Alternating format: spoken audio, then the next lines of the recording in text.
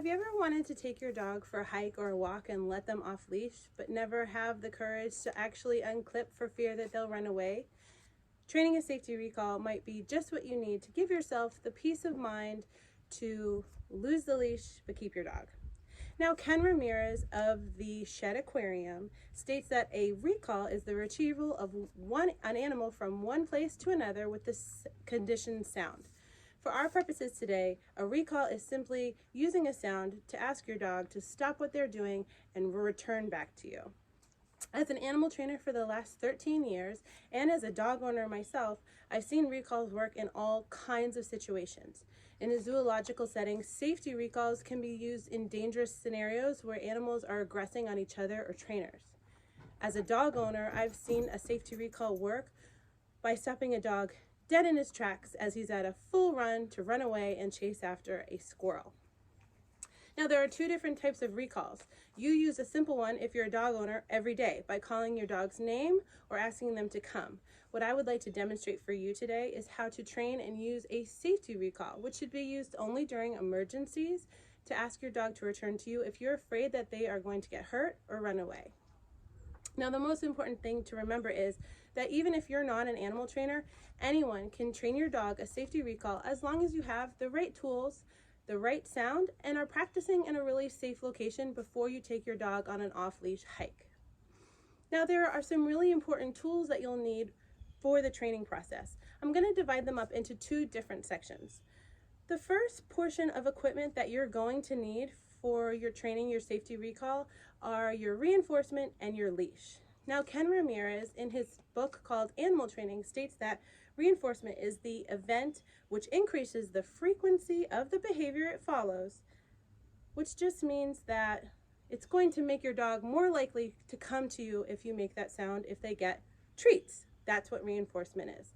Now, there are two main types of reinforcement that you're going to need during your training of the safety recall. The first one is going to be your general run-of-the-mill, kind of boring old treat. You don't want it to be something super exciting. Now, you can use something that your dog gets every day, like little bits of kibble or even some chopped up carrot. What I'm going to be using today are crushed up pieces of milk bone. Now, the reason I chose them is because they were easy to make into a really bite-sized piece.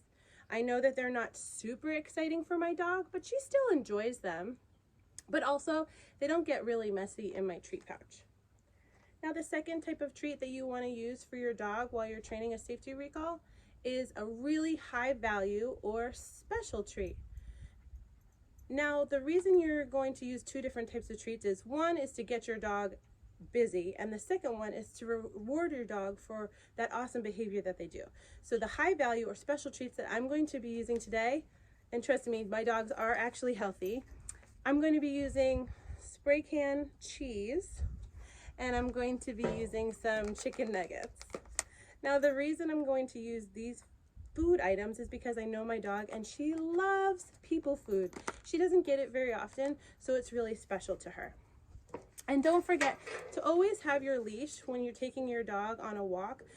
Even if you are really confident in your dog and your dog's recall, you never know when something could happen where you need your dog to stick with you. So having a leash and the capability to keep your dog with you is really important. Now, the final piece of equipment that you're going to need to train your safety recall is going to be the sound that you use. Now, normally when I ask my dogs to come, I call them by name or I ask them to come, especially when they're out in the yard at night before bedtime, I call their name. Usually they respond, but it might take a call or two or three, and that's because I use their names all the time, and sometimes they're busy out in the yard. However, in an emergency, you want to make sure that your dog is responding to you right away on the first call. So when you're training a safety recall, you want it to be a different sound that you're going to use than your general name call or the word come. The sky is the limit when you're choosing what you want your sound to be when you're calling your dog. If you're really great at making a loud whistle, that's awesome because you don't have to bring anything with you. No equipment needed. You can use your whistle.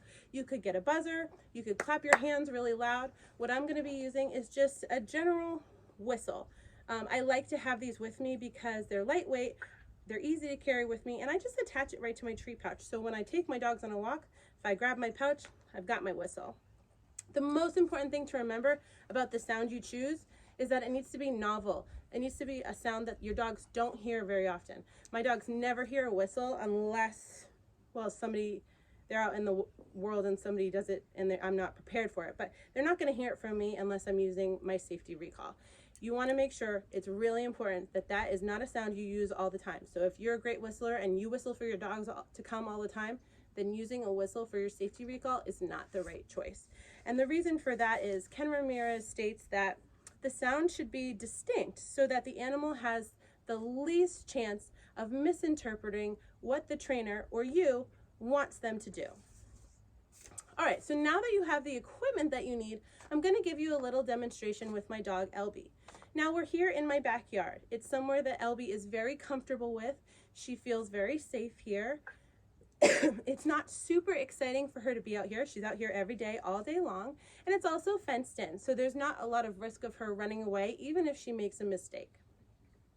Now, what I'm going to do for the demonstration is, the first thing I'm going to do is throw these little bite-sized treats that I have out into the yard, so Elby goes to look for them and find them and get busy, because the whole point of training your safety recall is that your animal is going to be busy when you ask them to return to you, like running away or chasing a deer or something like that.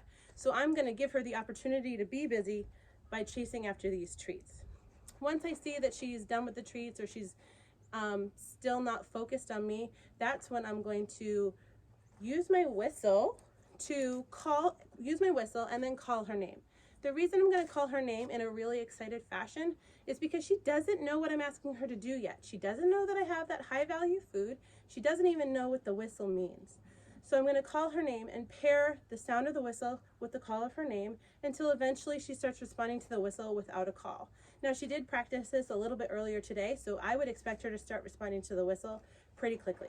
But let's see what she does. All right, so I have my little treats. I'm throwing them out in the field. Go get them, Elby. She's going to go get them. Hopefully you'll be able to see her.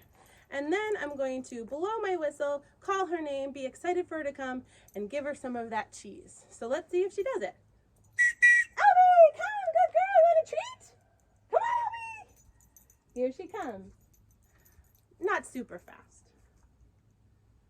Now, it's okay that she wasn't super fast at responding. I'm still going to give her the cheese because this was her first time practicing at this session. So I want her to know that every time she comes to me, she's going to get the good treats. And Ken Ramirez also states that every time your animal responds to their recall, they need to be receiving primary reinforcement for that response. So she should get quicker over time.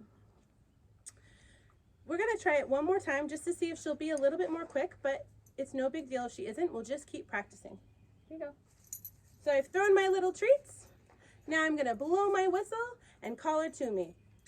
Elby! Good girl! And you can see she responded so much more quickly the second time because she knew she was getting cheese in a can. Now I'm going to leave you guys with a quick story about how a safety recall worked for me just recently. About 2 weeks ago, I was hiking in New Hampshire with my other dog, Bo. We were in a park that we had never been to before, but we were in an area that we sort of knew. My parents live up there, so I decided to give him the freedom to let him off his leash. He was doing great. He was having so much fun. He would go explore and come back and check in.